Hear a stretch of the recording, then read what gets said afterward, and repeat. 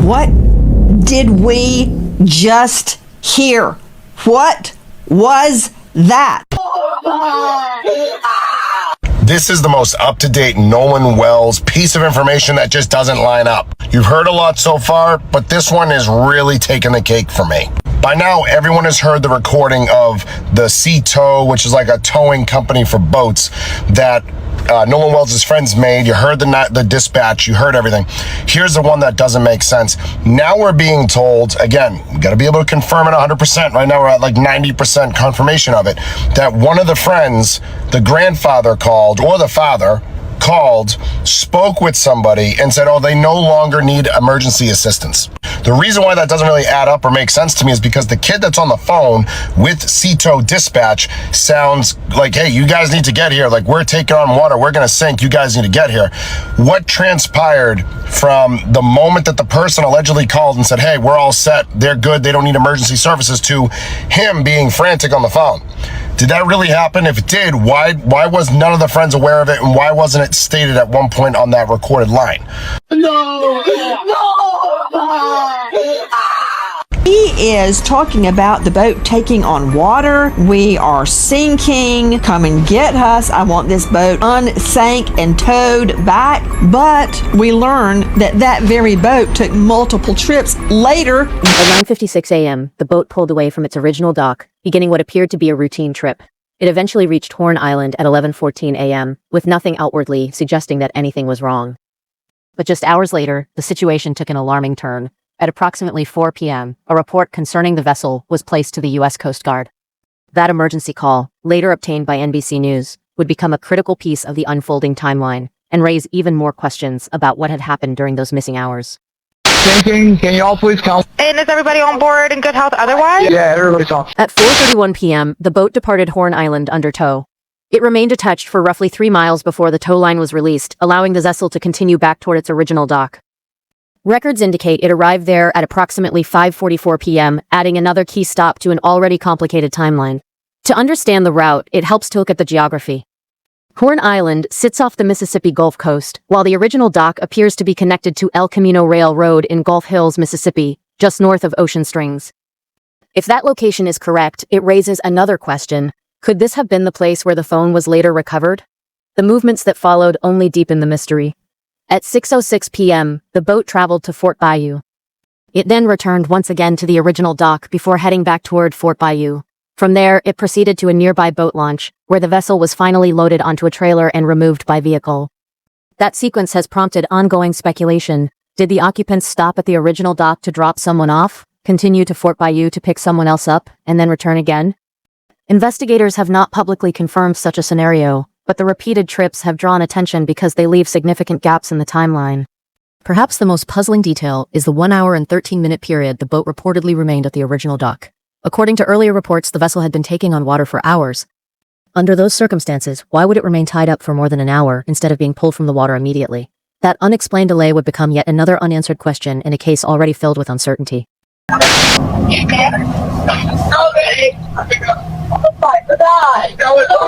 What did we just hear? What was that? This is why they were trying to protect Bart in the first place.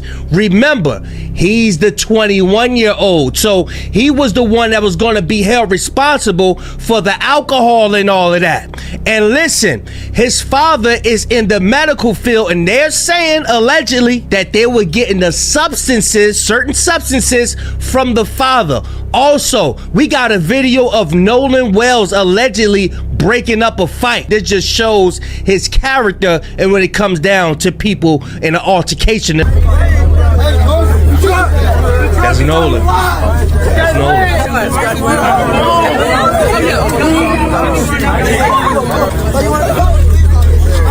Oh, he got that stance on him. This is Bart Edmiston Jr., a 21-year-old adult from Ocean Springs, Mississippi. He was an all-star kicker and punter for Ocean Springs.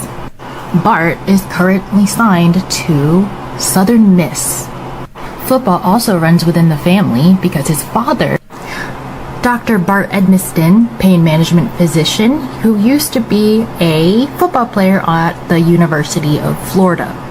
Dr. Bart Edmiston also works for Memorial Health System.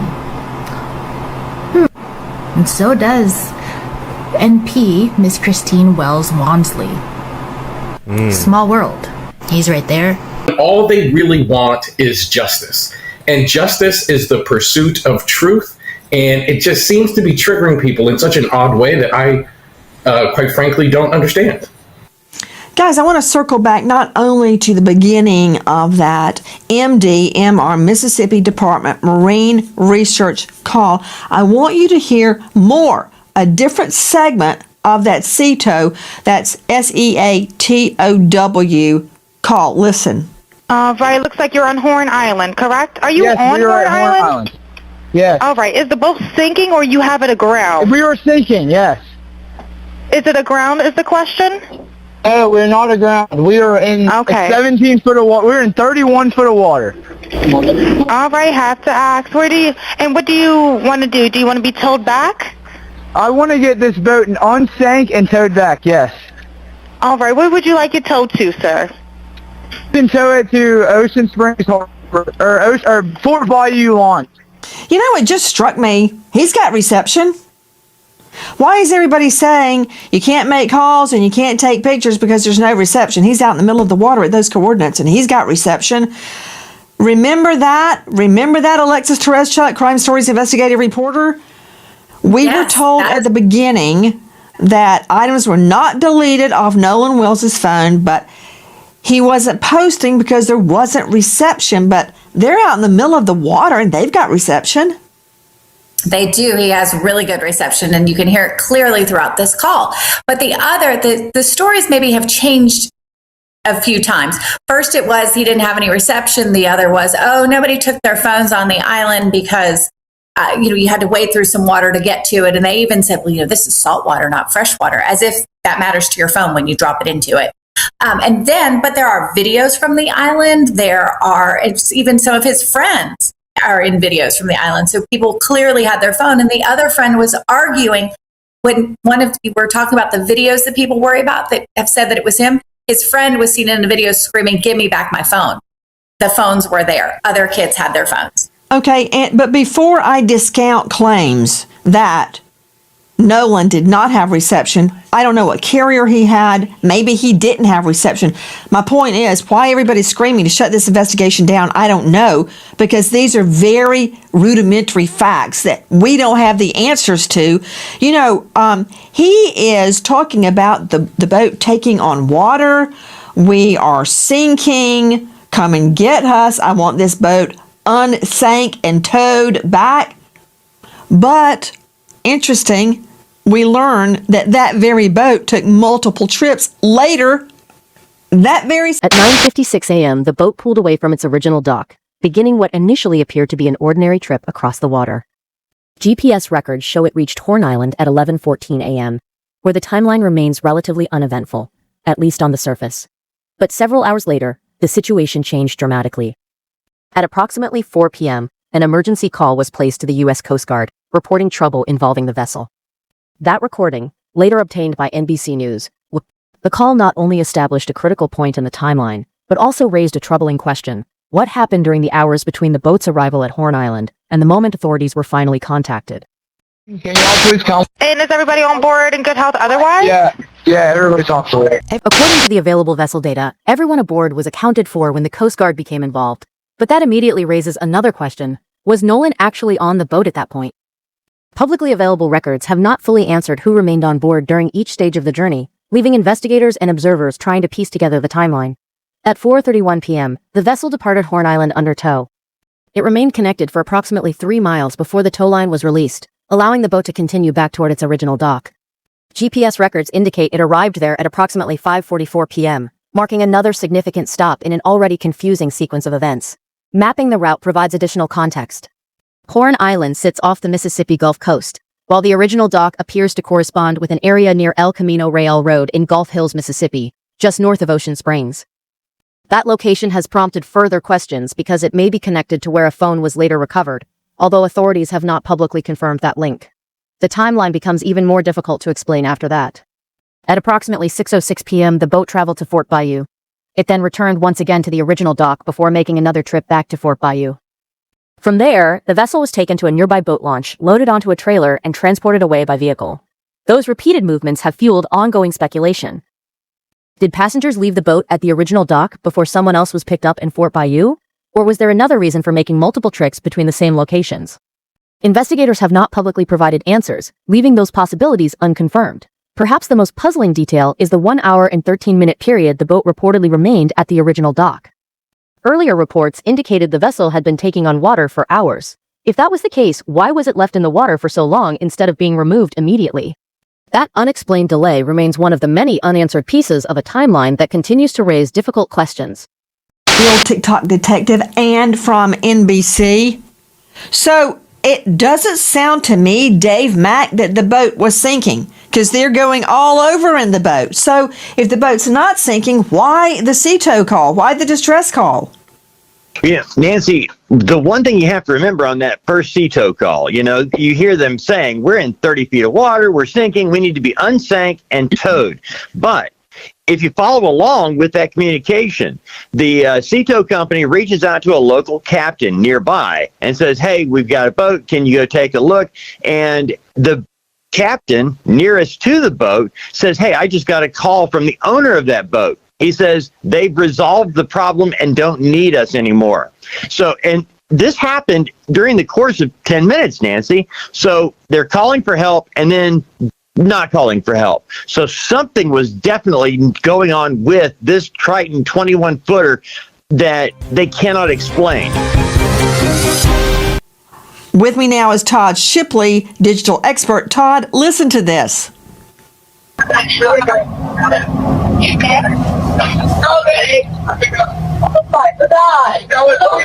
Detail assistance, Vicky speaking. How can I help you? Hey, we're at the west tip of Horn, and our bilge pump stopped working. We're sinking. Can you all please come? We have a membership. All right, of course. How far is the water coming up, sir? Can you give me a description? Ankles? Hello? Hey. Yes. How far is the water coming up, sir? It's coming up. We're just sinking. I don't know. We're going down now. Todd, how can I tell if this is real? The recording was reportedly obtained from the government agency that originally handled it. Even so, it doesn't appear to be a complete capture.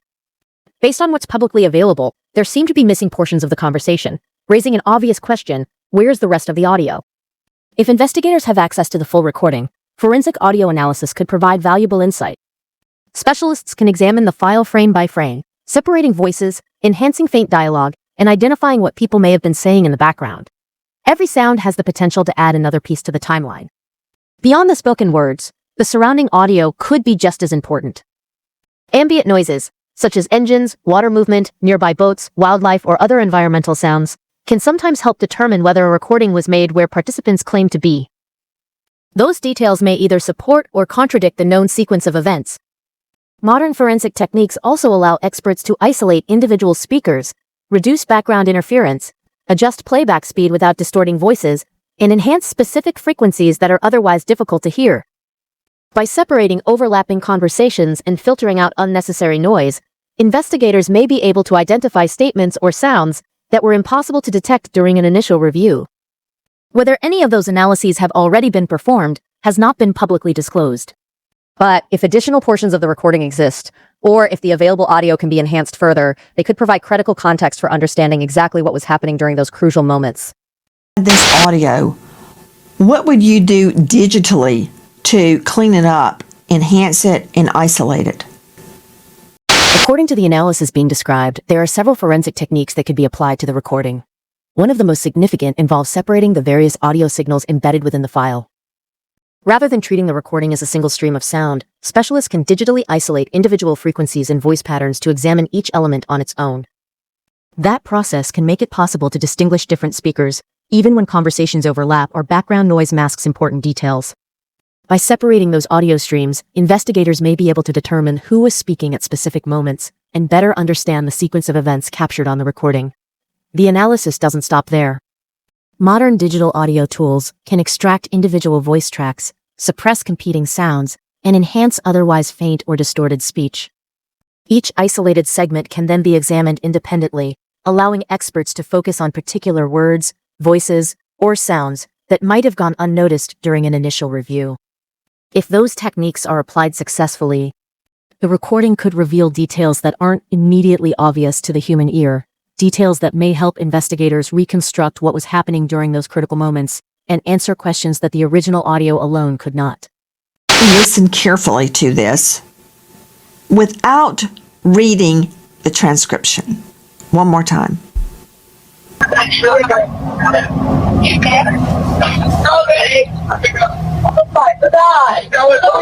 Detail assistance, Vicky speaking. How can I help you?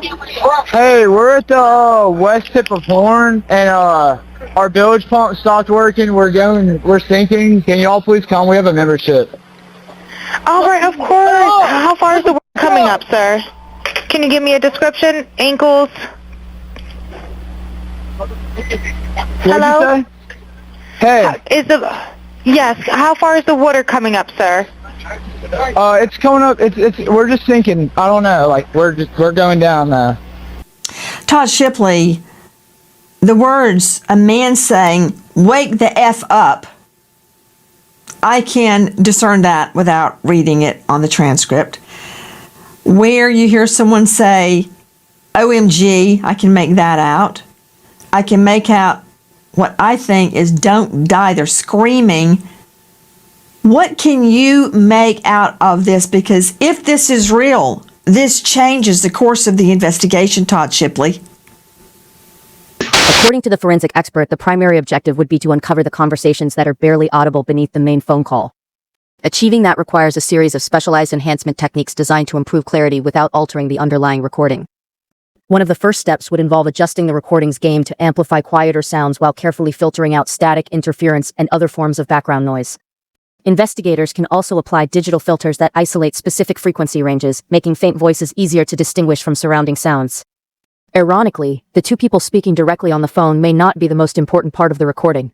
From an investigative standpoint, those voices can actually become an obstacle. By reducing the prominence of the foreground conversation, forensic analysts can shift their focus to the voices and noises occurring in the background, the sounds that may reveal who else was present or what was happening nearby. Using advanced audio enhancement tools, experts can suppress dominant speech, minimize unwanted noise, and amplify subtle conversations that would otherwise be difficult to hear. The goal is to make those hidden details as clear and understandable as possible without changing the original content of the recording. If that process uncovers additional dialogue or environmental sounds, it could provide valuable context for investigators. Even a few previously inaudible words or background noises could help clarify the timeline and shed new light on what was taking place during those critical moments. That has surfaced in the Nolan Wells case that seems to support what we were told by sources directly with direct knowledge of the investigation, that after Nolan's friends left on their boat at 4:30, that Nolan remained at the island. And in fact, there was one report that claimed that he was there as late as 6 o'clock, still on the island. This new video shows the boat that Nolan's friends were on when they left the island. This is the boat that Nolan arrived at Horn Island on July 4th. Same friends. Same friends. Seven people, which is what we heard them describe on the call to the tow company. And they are all on the boat there. This is as they are trying to get it started. And there's no Nolan in sight. Right.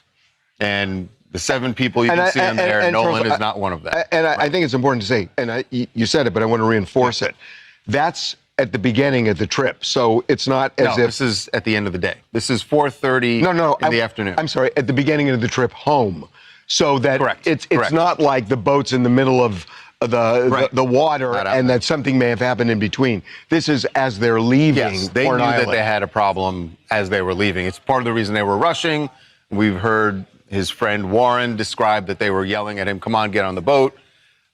So, I mean, the only point I want to make is that it's not like the boat had traveled for 10 minutes and something could have happened in the 10 minutes. It's right at Horn Island where you see this video. Right. So eventually they get the boat started and they get towed for a while, and then they end up going back to the mainland. So this is really relevant because a lot of people think that his friends that he went with in some way are hiding something that may have happened in their presence with Nolan. And the audio from that phone call that was made to the tow company certainly added to that made people, because some people think they hear a reference to Nolan and they think they hear a reference to him being dead.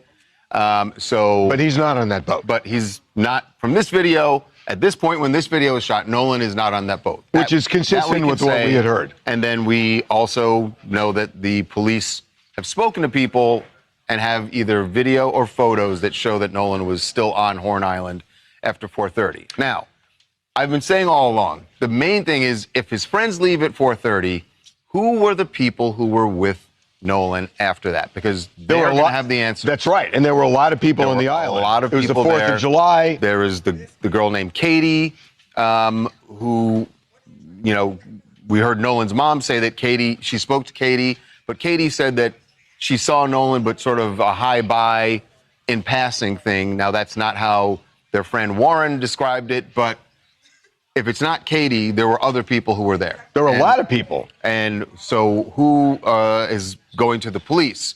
We now know from a document from the Department of Marine Resources in Mississippi. This is a document, ABC News obtained this, but it shows what they told searchers when they were going out searching for Nolan.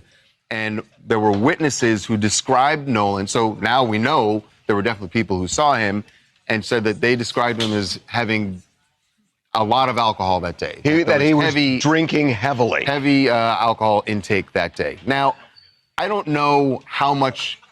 I understand that could be relevant depending on when we find out from the coroner how he actually died. So it could be relevant there.